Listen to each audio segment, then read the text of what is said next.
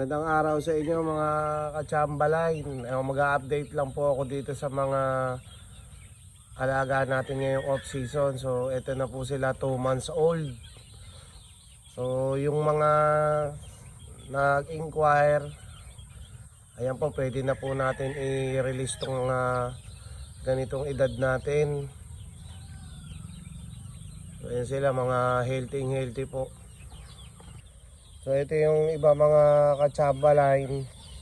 Bali, ito po yung na-vlog ko noon na sabi ko po, once na mag 2 months po sila, i-release na po natin. So dun sa mga tumawag, saka nag-inquire po, pwede na po ninyo ako ulit na tawagan o kaya mag-PM lang po kayo.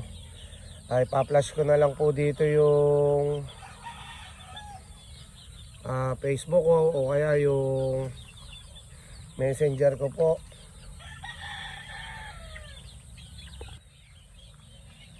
Ayan po sila, halabasan.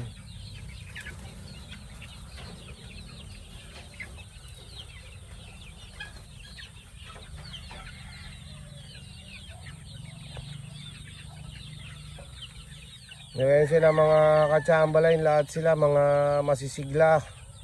Kahit na medyo maulan na tayo ngayon, hindi naman sila napapabayaan na sikasuhin.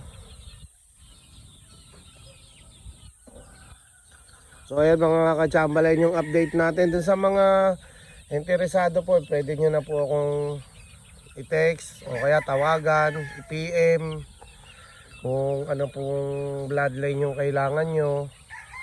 I-release na natin sila para po sa inyo. Lahat po ito off season, mga straight line po yan.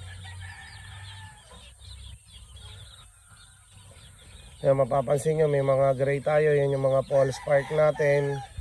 Tapos yung iba naman mga sweaters. Yan, may Gilmore din po tayo. Yung Sue Wilson natin.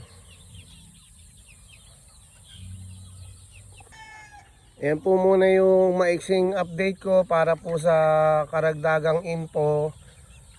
Ulitin ko po, ilalagay ko na lang po sa screen natin yung contact number ko para po matawagan nyo po ako.